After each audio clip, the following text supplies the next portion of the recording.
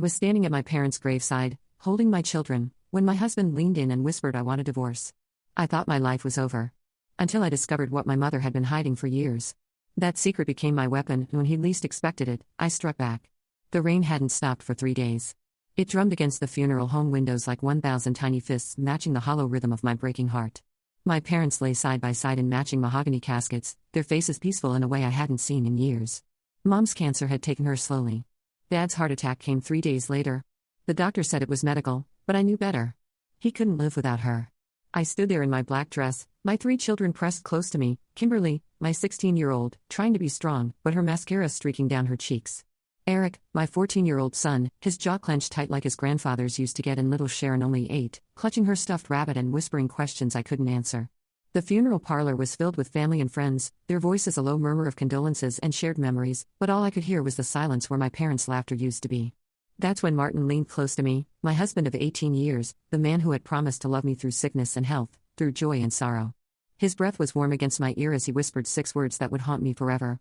I want a divorce. Geraldine, it's over. The world stopped, the rain stopped. My heart stopped. I turned to look at him, certain I'd misheard, but his cold, gray eyes held no warmth, no regret, no love, just impatience, as if my parents' funeral was an inconvenience keeping him from more important things. What did you say? My voice was barely a whisper. You heard me. He straightened his tie, that expensive silk one I bought him for our anniversary. We'll discuss the details when we get home, try to keep it together for the kids. Then he walked away just like that, as if he'd commented on the weather instead of destroying my world. At the moment, I needed him most. I stood there surrounded by mourners paying their respects to my parents, feeling more alone than I'd ever felt in my life. Kimberly's hand slipped into mine, her fingers trembling. Mom, what's wrong? You look like you've seen a ghost. Maybe I had the ghost of the man I thought I married, the ghost of the life I thought we'd built together.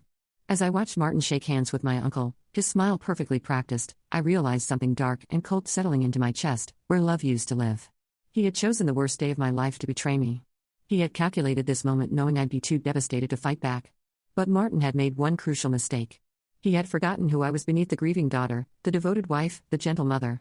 He had forgotten that I was my father's daughter, and my father had taught me that sometimes the only way to survive a predator is to become one yourself. Before we continue, please write in the comment which country you are watching this video.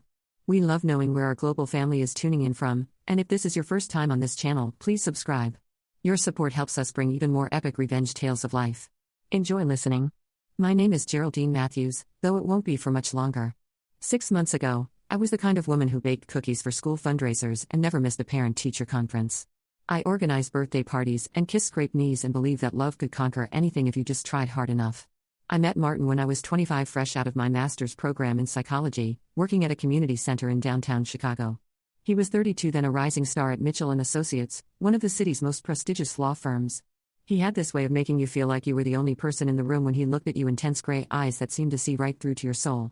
You're different. He told me on our 3rd date, taking my hand across the candlelit table at Romano's. Most women just want to talk about themselves, but you actually listen. You care about things that matter. I believed him. We married 2 years later. Mom cried through the entire ceremony. Dad walked me down the makeshift aisle with tears in his eyes, whispering, he better take care of my little girl, or he'll answer to me for a while.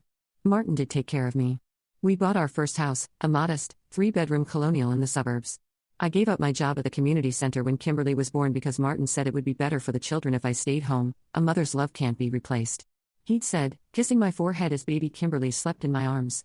Eric came 2 years later, all elbows and energy from the moment he could crawl. Then Sharon, our surprise baby born when I thought we were done having children.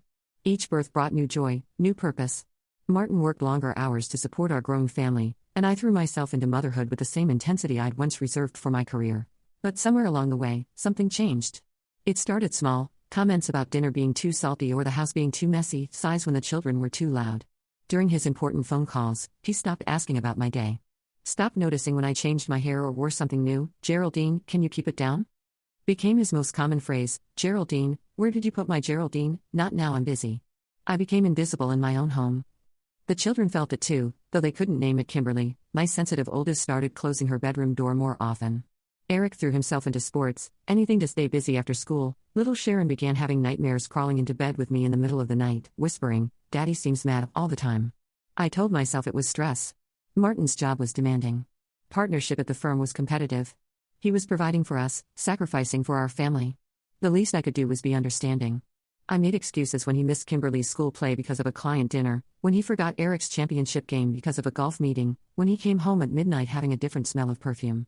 Marriage is work, I told myself the same thing Mom used to say when I complained about Dad's long hours at the factory.